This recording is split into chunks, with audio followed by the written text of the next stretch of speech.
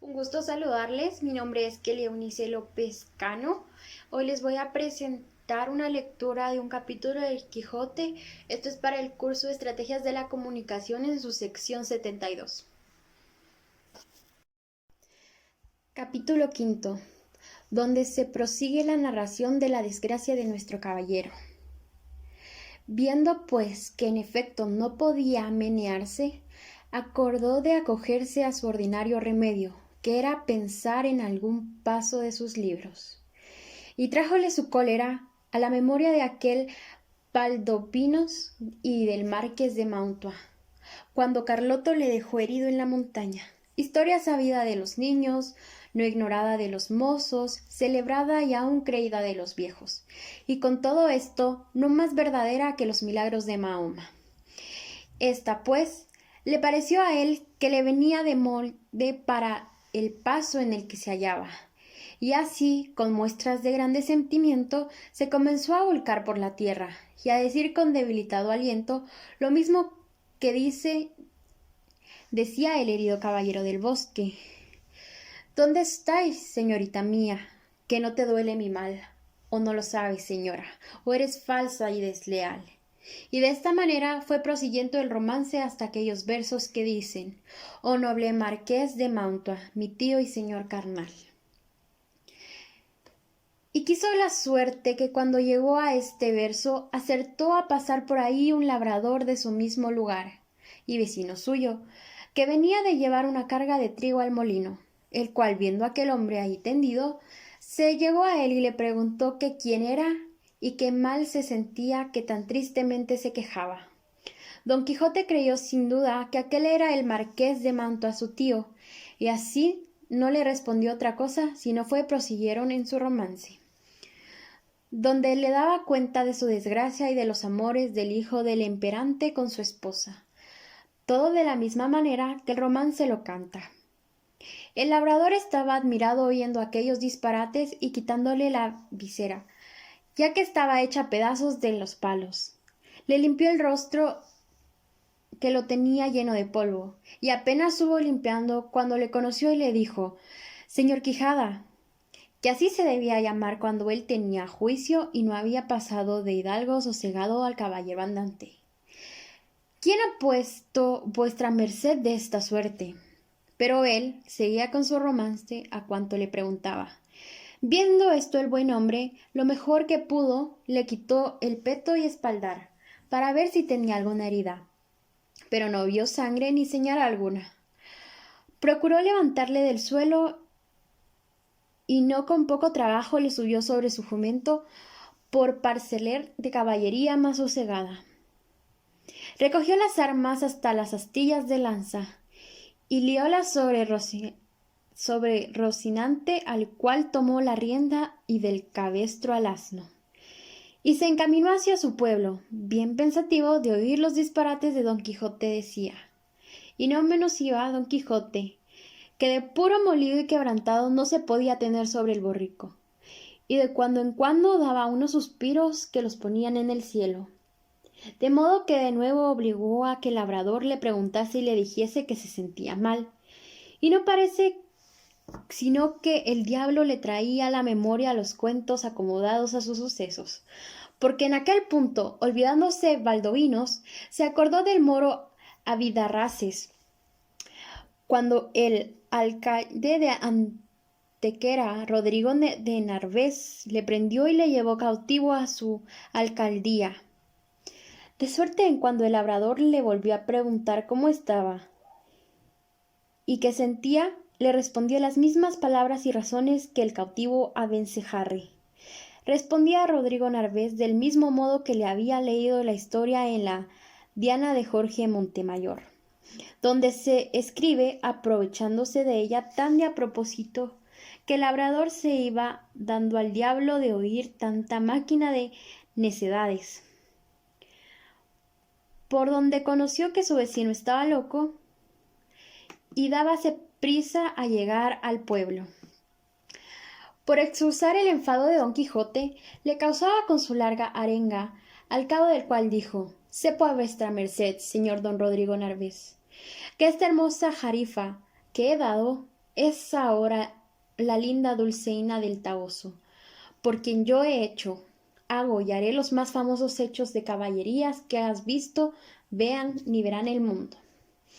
A esto le respondió el labrador: mire vuestra merced, señor, pecador de mí que yo no soy don Rodrigo de Narváez, ni el marqués Mantua, sino Pedro Alonso, su vecino, ni vuestra merced es Valdominos, ni Avitarranés, sino el honrado hidalgo del señor Quijada. Yo sé quién soy, respondió don Quijote, y sé qué puedo ser, y no sólo lo que he dicho, sino todas las 12 pares de Francia, y aun todos los 9 de la fama, pues todas las enseñanzas ellos todos juntos y cada uno de por sí hicieron. Se aventajarán las mías.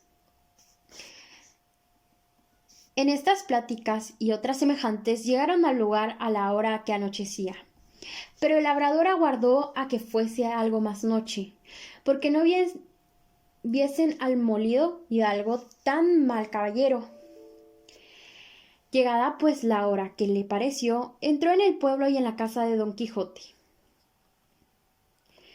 la cual halló toda alborotada, y estaban en ella el cura y el barbero del lugar, que eran grandes amigos de don Quijote, que estaba diciéndole su ama a voces: ¿qué le parece vuestra merced, señor licenciado Pero Pérez? Que así se llama el cura de la desgracia, mi señor. 6 días a que no aparece en él ni el rocín, ni la adarga, ni la lanza, ni las armas. Desaventurada de mí, que me voy a entender. Y así es ello, verdad, como nací para morir, que estos malditos libros de caballerías que él tiene y suele leer tan ordinario le han vuelto el juicio, que ahora me acuerdo haberle oído decir muchas veces, hablando entre sí, que quería hacerse caballero andante e irse a buscar las aventuras por esos mundos, encomendados sean a Satanás y a Barrabás tales libros, que así han echado a perder al más delicado entendimiento que habían en toda la Mancha. La sobrina le decía lo mismo, y aun así decía más: sepa, señor maese Nicolás, que este era el nombre del barbero, que muchas veces le aconteció a mi señor tío estarse leyendo en estos desalmados libros de desaventuras 2 días con sus noches, al cabo de los cuales arrojaba el libro de las manos y ponía mano a la espada y andaban a cuchilladas con las paredes, y en cuanto estaba muy cansado decía que había muerto a 4 gigantes como 4 torres, y el sudor que sudaba del cansancio decía que era sangre de feridas que habían recibido en la batalla. Y bebíase luego un gran jarro de agua fría, y quedando sano y sosegado, diciendo que ella era una preciosísima bebida que le había traído el sabio Esquife, un gran encantador y amigo suyo. Mas yo tengo la culpa de todo, que no avisé a vuestras mercedes de los disparates de mi señor tío, para lo que remiendan antes de llegar a lo que ha llegado y quemaron estos descomulgados libros, que tienen muchos, que bien merecen ser abrazados como si fuesen de herejes.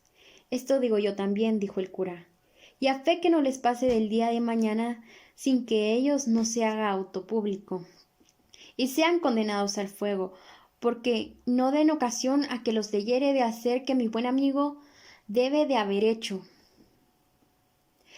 Todo esto estaban oyendo el labrador y don Quijote, con quien acabó de entender el labrador la enfermedad de su vecino.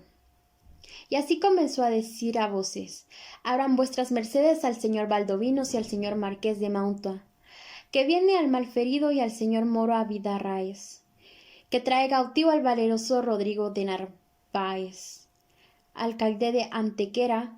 Y a estas voces salieron todos, y como conocieron los unos a sus amigos, la otra a su amo y tío, que aún no se había apeado del jumento porque no podía, corrieron a abrazarle. Él dijo: ténganse todos, que vengo mal feriado por la culpa de mi caballo, llévenme a mi lecho, y llámense, si fuera posible, a la sabia Urganda, que cure y cate mis heridas. Mirad enhoramala, dijo este punto el alma, si me decía mi buen corazón del pie que cojeaba a mi señor: suba vuestra merced en buena obra, sin que venga esa hurgada, le sabremos aquí curar. Malditos, digo, sean otra vez y otros cientos estos libros de caballería que tal han amparado a vuestra merced. Lleváronle luego a la cama, y cantándole las feridas, no le hallaron ninguna, y él dijo que todo era molimiento, por haber dado una gran caída con Rocinante su caballo, combatiendo con 10 jayanes, lo más desaforados y atrevidos que pudieran fallar en gran parte de la tierra. Ta, ta, dijo el cura. ¿Jayanes hay en la danza? Para mí, santiguada, que yo lo quemé mañana antes de que llegue la noche. Hiciéronle a don Quijote 1000 preguntas y a ninguna quiso responder otra cosa, sino que le dicen de comer y le dejasen dormir, que era lo que más le importaba. Hízose así, y el cura se informó muy a la larga del labrador del mundo que había hallado a don Quijote. Él se lo contó con todos los disparates al hallarle, y al traerle había dicho que fuera poner más deseo en el licenciado de hacer lo que el otro día hizo, que fue llevar a su amigo al barbero maese Nicolás, con el cual se vino a casa de don Quijote.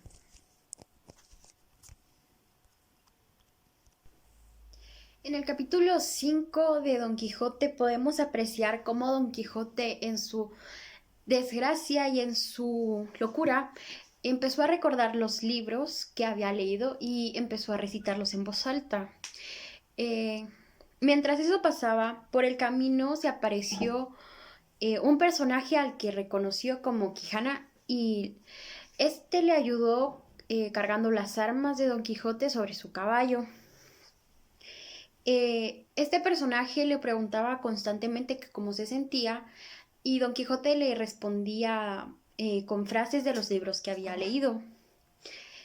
Eh, Cuando llegaron a casa de Don Quijote, entró con sus heridas, y ahí se encontraba su mujer, la sobrina, el cura y el barbero.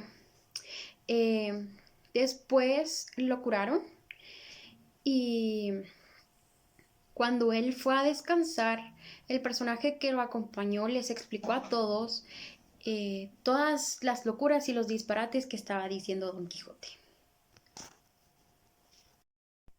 Las tres palabras que me parecieron más interesantes o que son curiosas son, como en primer lugar, disparate. Disparate es un dicho o hecho totalmente absurdo que carece de coherencia y a veces es equivocado y no tiene sentido. El segundo es sosegada, que viene de sosegar, y esto significa que es quieto o pacífico naturalmente, y también dice aquí que es estar en paz. Número 3 es arenga, que arenga es un discurso pronunciado para enardecer los ánimos de los oyentes.